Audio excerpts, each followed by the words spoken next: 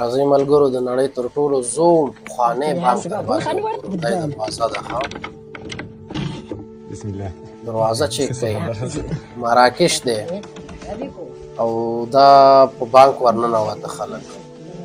بانک چیک کوي، بانک